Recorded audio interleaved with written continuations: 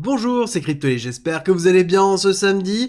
On va faire une vidéo particulière dans laquelle on va parler des clôtures qui ont été effectuées mensuelles, hebdomadaires et trimestrielles qui marquent quand même un sacré début d'année pour 2024. Donc on va aborder tout ça, on va aborder aussi les différentes targets que l'on pourra avoir sur cette fin d'année, ce début de bull run et comprendre vraiment les implications que ça peut avoir. C'est en complément de la vidéo que j'ai effectuée ce matin dans laquelle je vous explique tous les risques et toutes les opportunités qu'il pourrait avoir. Ceci est la caractérisation réelle de ce qui est en train de se passer. À savoir que si on regarde ici, tout simplement la clôture des 3 mois, nous avons clôturé au-dessus de la TH sur le CME, le Chicago Mercantile Exchange, qui a déjà fait sa clôture. Ça devrait pas tarder, normalement, pour le graphique All-Time Index, qui est le graphique qui ne ferme jamais, ça devrait pas tarder, et on le traitera dans tous les cas, certainement lundi ou mardi, dans la quotidienne. En attendant, sur le CME, c'est acté, nous avons clôturé au-dessus de 70 000, nous avons clôturé au-dessus de la TH effectif en terminant quand même une magnifique bougie,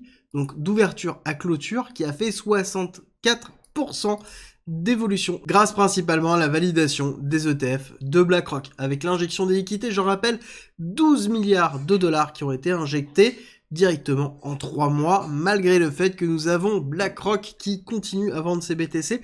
Donc on a une démarche qui est excessivement positive et on clôture un trimestre excessivement positif. On rappelle que le premier trimestre est toujours le plus important dans une année, dans lequel on va donner le type d'accélération que l'on va avoir. Pour rappel, sur 2023, nous avons eu ce trimestre-là qui a été clôturé, 2 trimestres relativement flat, et ensuite encore un trimestre d'accélération. Mais ça veut dire qu'on va être sur une année qui va être très positive, et ce qui est en même temps logique, étant donné que nous sommes en train de clôturer au-dessus de cet ATH, alors que le halving n'est pas encore passé. Le halving, au moment où je tourne cette vidéo, est à 17 jours, à peu près, ça varie.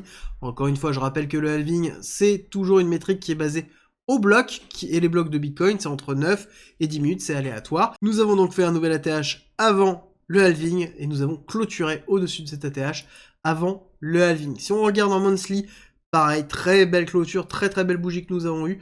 C'est une bougie qui est quand même beaucoup moins impulsive que celle de mois de février, on va revenir dessus, mais 15%, mois de février, c'était quand même assez exceptionnel, mois de février, on a arraché tout à 43%, beaucoup plus de liquidités qui se sont déversées dans le marché sur la période de février. On a eu énormément de short squeeze aussi durant cette période-là, le mois de février a été très fort en short squeeze, et forcément, on a liquidé énormément de monde. Pareil ici, beaucoup de clusters de liquidation sur le haut de la mèche, mais ça est en train de se calmer, c'est pour ça qu'on a une forme de temporisation. Actuellement, on est dans l'acceptation que les institutionnels sont bien là et que les institutionnels achètent bien.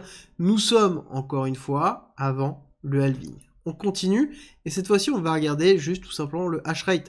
Le hash rate qui est la difficulté du réseau Bitcoin, sous-entendu le nombre d'acteurs présents pour miner du BTC.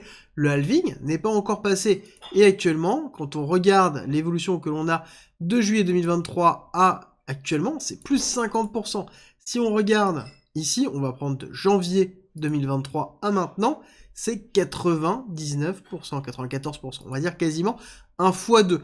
Donc on a doublé le nombre d'acteurs présents sur le minage de Bitcoin, alors, encore une fois, que le halving n'est pas passé. Alors je suis d'accord avec vous, certainement quand le halving va arriver, on va avoir une chute qui va être assez forte au niveau du hash rate, et justement c'est ça qui va être intéressant, ça va être de déterminer jusqu'où ce hash rate va tomber. Est-ce qu'il va tomber dans la zone de support dans les 400? On aura énormément de mineurs de Bitcoin qui auront débranché un certain nombre de machines, mais ça veut dire aussi qu'on repartira à la hausse doucement, dans lequel on aura tout simplement une nouvelle mise en place de nouvelles machines, certainement une valorisation de BTC, de Bitcoin qui se fera, et donc ces machines qui ont été débranchées parce que le prix de Bitcoin ne correspondait pas à un seuil de rentabilité qu'ils voulaient, seront remises en place. Donc là, on aura une hyper-valorisation qui se mettra en place. Encore une fois, deuxième chose qu'il faut prendre en compte, c'est qu'à partir du moment où le halving arrive, ça veut dire que petit à petit, alors c'est pas un jour magique, mais petit à petit, on va avoir une diminution de la pression baissière. Parce que tout simplement, les mineurs de Bitcoin sont obligés de vendre une partie de leur Bitcoin pour couvrir leurs frais. Tout simplement, l'électricité, la main-d'œuvre, l'achat de nouvelles machines. Tout ça, ce sont des frais qu'ils doivent dépenser. Pour ce faire, ils doivent vendre du Bitcoin pour pouvoir arriver à financer la suite. Plus on va arriver dans le temps, plus le halving va jouer. Ça veut dire qu'il y aura de moins en moins de Bitcoin qui seront créés. Cette baisse de la pression baissière ira dans le sens aussi du choc entre la demande et l'offre, principalement à cause du nombre de Bitcoin qui sont disponibles, et à côté, la demande croissante des institutionnels pour Bitcoin qu'on a pu voir sur les différents ETF. Qu'est-ce qui se passe au niveau de l'order flow? Très intéressant de voir ce qui est en train de se passer. Actuellement, nous sommes dans cette période-là. Je rappelle que nous sommes à peu près dans cette zone-là si on doit faire un parallélisme au cycle précédent. Donc ça veut dire que nous sommes actuellement dans cette partie-là, ici, et on regarde qu'on est à peu près dans cette zone-là au niveau de l'open interest. Ça veut dire qu'on a encore une belle perspective d'évolution au niveau de l'open interest si on compare avec ce qui existe maintenant, et qu'on regarde, hop, sur le top qui avait été effectué, au niveau de l'open interest, c'est 220% d'évolution. Donc potentiellement, on a encore beaucoup plus de puissance de mouvements qui sont en attente, parce que tout simplement, l'open interest a beaucoup d'évolution à attendre. Et c'est un petit peu ce qu'on est en train de voir si on retourne sur le graphique en mensuel, où on voit que nous sommes ici. D'accord? Pour rappel, en termes de fractalité, le top précédent était ici, nous avons fait la rupture ici, et il nous reste encore globalement tout ça. Alors, le tout ça étant très relatif, on va parler des targets un peu après, mais il faut comprendre qu'on est juste dans la rupture de la TH. Oui, on a eu un peu de personnes qui ont parlé, un peu de médias qui ont parlé de Bitcoin, mais c'est relativement faible. C'est parce que tout simplement nous avons fait la rupture de la TH, c'est exactement ce qui s'est passé dans les autres cycles. Là actuellement, on est identique, sauf que oui, on est avant le halving, encore une fois, je le répète.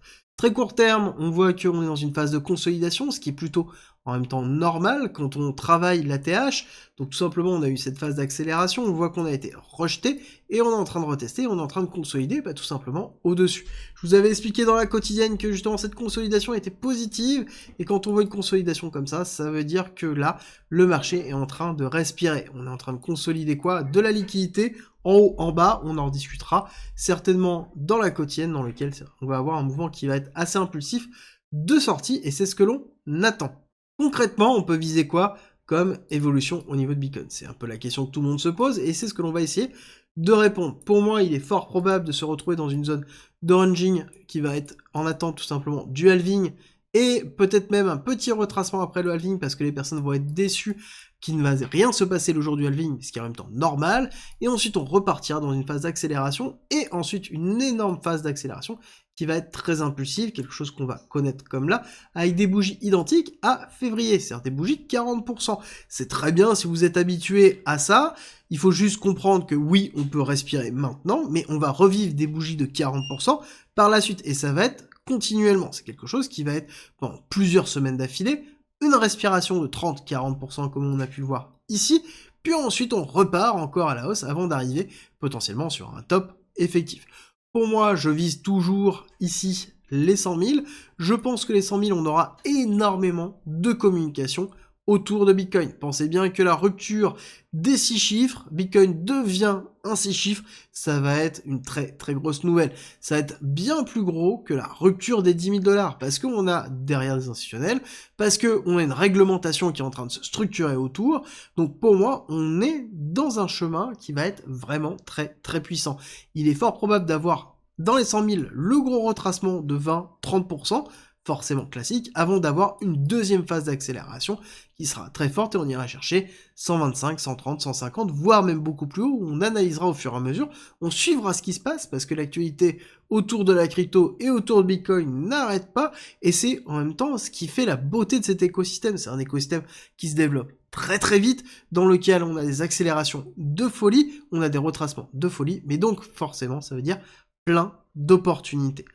D'ailleurs, si vous aimez mon contenu et que vous voulez me soutenir, c'est très simple, likez, partagez cette vidéo et abonnez-vous si ce n'est pas déjà fait. Et quand on va arriver dans ces zones-là, il sera important de prendre un maximum de recul, parce qu'on aura eu une hyper accélération, parce que derrière, là je parle de Bitcoin, mais on va avoir les altcoins qui vont arriver, on va avoir des phases d'accélération au niveau des altcoins. Si vous pensez qu'on a déjà trop performé au niveau des altcoins, encore une fois, je vous le dis, ce n'est pas le cas. Si vous pensez que sur des altcoins qui sont à 1 milliard, on ne peut pas faire 1 x 10 encore, je peux vous assurer que quand on cassera les 100K, on arrivera sur des altcoins qui performeront comme jamais vous l'avez vu. Ça, c'est vraiment important de le prendre en considération. Ne vous arrêtez pas à la réflexion habituelle et au biais classique de ça a trop poussé, donc ça ne peut pas monter. Encore une fois, prenez du recul. C'est simple, dans cette réflexion, regardez tout simplement l'état du Bitcoin. Les personnes qui se sont dit ici que ça avait trop poussé, que ça ne pouvait pas aller plus haut, ont loupé le Bitcoin à 70K. Les personnes qui se sont dit ici un retour à 20K en disant on ne peut pas aller plus haut, ça n'ira pas plus haut, eh ben ils ont loupé 60K. Je vous refais pas la démonstration, je vous invite à regarder toutes les cryptos comme par exemple le Solana, le BNB ou tout autre crypto dans lequel on a eu des grosses performances et on pensait que ça ne pouvait pas aller plus haut. Le meilleur exemple, je pense, limite, serait l'exemple qu'on pourrait retrouver sur la finance traditionnelle, le S&P 500, déjà trop haut, et oui, encore, on n'arrête pas, sauf que si on dézoome, oui, bah peut-être là c'était trop haut, là aussi, ou encore là aussi, pensez à dézoomer, prenez de la distance par rapport aux émotions que vous ressentez, ne restez pas comme là, focus sur du court terme, prenez du recul, et voyez que nous sommes tout simplement en train de travailler un ATH, qui est la première phase de la mise en place du bull run, d'accord? Nous sommes dans la première phase. Il manque la phase d'expansion et d'euphorie générale. Encore une fois, on peut avoir des phases d'euphorie temporaires, comme on a pu le voir sur une rupture d'ATH, qui est en même temps normale, et ensuite, on va avoir des phases d'euphorie plutôt généralistes, qui seront sur des fins de cycle, et je peux vous assurer qu'elles n'ont rien à voir avec ce que vous avez peut-être déjà vécu ici, au niveau de l'ATH. Ça va être quelque chose qui est d'ampleur x10, encore une fois, vous le verrez très bien dans les mois qui arrivent, on prend du recul, on se prépare, on saisit les opportunités, parce que c'est le moment opportun de gérer tout ça.